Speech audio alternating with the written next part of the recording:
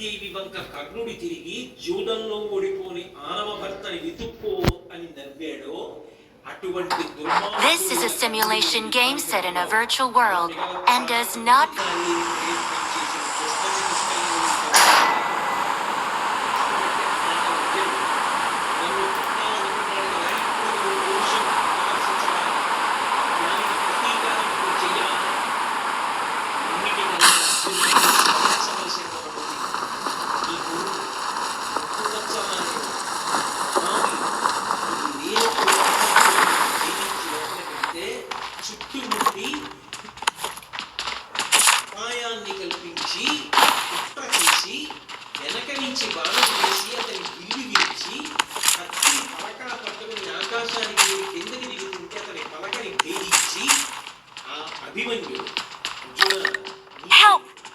మరణించడానికి కారణం అటువంటి కర్ణుడితో చాలాసేపు యుద్ధం చేస్తావా?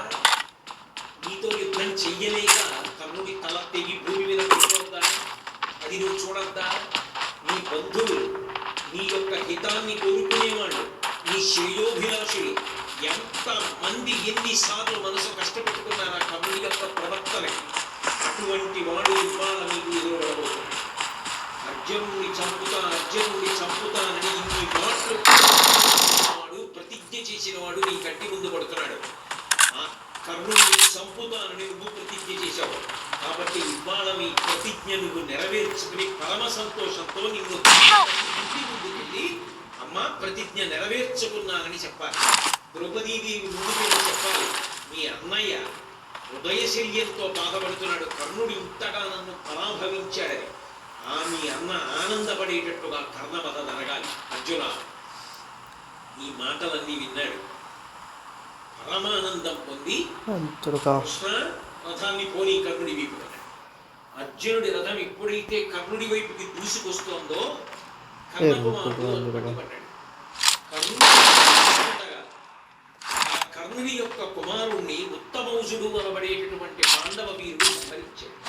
ఇవన్నీ కర్ణుడి పాలిట దారుణమైనటువంటి విషయాలు. యుద్ధంలో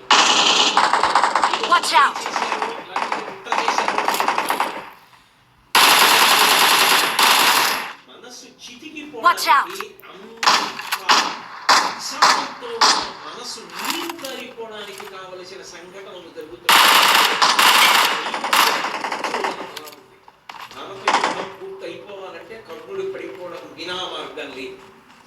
అందుకే కళ్ళ ముందు కుమారుడు మరణించాడు.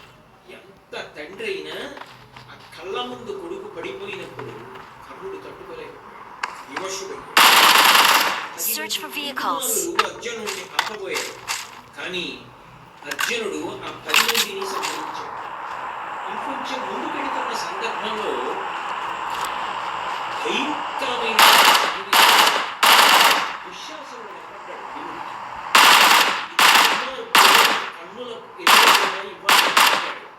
వీడిని చంపుతానని ఎక్కడ లేని పురుష ప్రమాణాలతో వీరుడు వెళ్ళి గదాయుద్ధం చేసి ఆ దుశ్శాసనుడి యొక్క శరీరాన్ని 2 చేతులతో ఎత్తి పట్టి గిరగిరా తిప్పి నేలకేసి కొట్టి పాదాలతో శరీరాన్ని తొక్కి మోకాలితో కంఠం మీద అడివి పట్టి నొక్కి తలని గిరగిరా తిప్పి ఇంకా పగతీరక ఆయన మీద కూర్చుని దుశ్శాసనుడి మీద నృసింహస్వామి హిరణ్యకశిపుని యొక్క గుండెల బద్దలగొట్టాడో ఆ రక్షస్థలాన్ని చీల్చి ఆ నెత్తులు దోషిటితో పట్టుకుని తాగి చిన్నప్పుడు తాగిన పాల కన్నా వృద్ధపురంలో తాగిన పళ్ళరసాల కింద కక్ష తీరేటట్టు తాగిన నెత్తులు రుచెక్కువ అని ఆ నెత్తులు తీసి ఒళ్ళంతా చల్లుకుని పదే పదే చుట్టూ తిరుగుతూ వచ్చి దుశ్శాసనుడిని తొక్కుతుంటే దుర్యోధనుడు మీకు కర్ణుడు బాణం వెయ్యడం కూడా మరిచిపోయి భీముడిని చూస్తూ నిలబడిపోయాడు. అంత ఉగ్రమూర్తి దుశ్శాసనుడు తన కళ్ళ ముందు ఉడికిపోయాడు. కళ్ళ ముందు 10 మంది పోయాడు. భయంకరమైన రీతిలో దుశ్శాసనుడు భీముడి యొక్క రూపాన్ని చూశారు. నెత్తురంతా ఒంటి మీద చల్లేసుకుని యుద్ధభూమి భీముడిని చూసి పారిపోయింది సైన్యం. ఎవరి జోలికి వస్తాడో, ఎవరడ్డొస్తే ఏం చేస్తాడో. అటువంటి భీకర సమయంలో మనసంతా కదిలిపోయి కర్ణుడు కూడా నిశ్చేష్టుడైపోయాడు, దుర్యోధనుడు నిశ్చేష్టుడైపోయాడు. అటువంటి సమయంలో ఇంకొక 10 మంది వైపు వెళుతుంటే అర్జునుడు ఆ 10 మందిని చంపేశాడు. అప్పటికి దుర్యోధనుడి యొక్క 20 మంది సోదరుడు పోయాడు, కర్ణుడి యొక్క కొడుకు పోయాడు, దుర్యోధనుడి యొక్క తమ్ముడు భీముడి చేతిలో పోయాడు విశ్వాసం. ఇన్ని వెంట వెంట వెంట వెంట వెంట వెంట ఒక్క క్షణంలో జరిగిపోయాడు. ఎంత పెద్ద మంట అయినా 10 బిందెలతో అదే మంట తెచ్చి నీళ్లు పోసేస్తుంటే ఎలా చల్లారిపోతుందో, అప్పటి వరకు మధ్యందిన మార్తాండుడిగా వెళ్ళిపోయిన కర్ణుడిలో ఉన్న పౌరుషం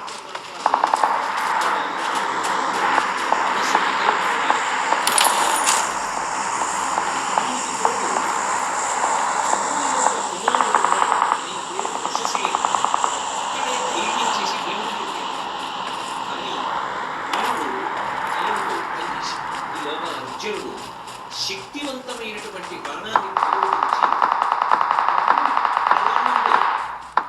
కొడుకు వృషసేనుడి యొక్క తల తగిలేశాడు. కళ్ళ ముందు ఇంకా తల తెగి నేల మీద పడిపోయింది. ఇవన్నీ చూసిన తరువాత ఎంతటి వాడికైనా మనసు వికలమైంది. కర్ణుడు అర్జునుడితో యుద్ధానికి వెళ్లే ముందు జరిగినటువంటి సంఘటన ప్రారంభం.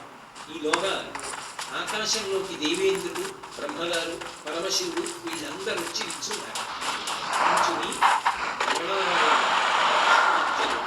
సంస్థాపన కోసం అవతరించిన వారు ఈ కర్ణుడు అధర్మపక్షాన్ని ఆశ్రయించిన ఆయన ఎందు సులువుగా ఉండవచ్చుగా, కానీ ఈ కర్ణుడి శరీరం ఇతడు అర్జునుడి చేతులు ఓడిపోయినాక గెలిచెదవుగాక అని ఏకంగా బ్రహ్మగారు, పరమశివుడు పైనుంచి ఆశీర్వచనం చేస్తారు. సామర్థ్యం చేస్తారు. ఇద్దరి మధ్య భయంకరమైన యుద్ధం ప్రారంభమైంది. అటు కృష్ణార్జునుడిద్దరు శంఖాలు పూరించారు, ఇటు పరమశివుడిద్దరు శంఖాలు పూరించారు. Mark the location.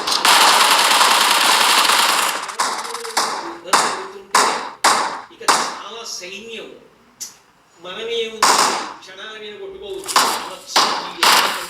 ఎగురుతుందా అని యుద్ధం అనేసి చూస్తున్నాడు. అంత భయంకరమైనటువంటి యుద్ధం జరిగింది. ఇక అర్జునుడిని నిర్జించాలనేటటువంటి బలమైన సంకల్పంతో తాను పాండవులను దహనం చేసినప్పుడు తన దగ్గరికి వచ్చే నాగాస్త్రంగా మారినటువంటి అశ్వసేనుడు అనబడేటటువంటి సర్పానికి సంబంధించినటువంటి బాణము కర్ణుడు వరలో పెట్టి ప్రత్యేకంగా పుష్పాలతోటి పూజ చేసి ఎప్పుడూ భద్రంగా ఉంచుతాడు. అటువంటి బాణాన్ని తీసి గురి చూసి సంధించి అర్జునుడి మీదకి విడిచిపెడుతున్నాడు. శల్యుడు కర్ణుడి వంక చూసి అన్నాడు, నువ్వు పెట్టిన గురి సరికాదు, కంఠానికి పెట్టబోయి క్రీగట్టి దగ్గర పెట్టావు మార్చ. ఈ మాట అనేటప్పటికీ కర్ణుడు ఎక్కడ లేని కోపం వచ్చింది. నేను యోధాన యోధుడు, నాకు గురి పెట్టి నువ్వు అన్నావు నేను గురి మార్చు, నేను అలాగే వస్తాను అని బాగా అది నిజానికి అర్జునుడి యొక్క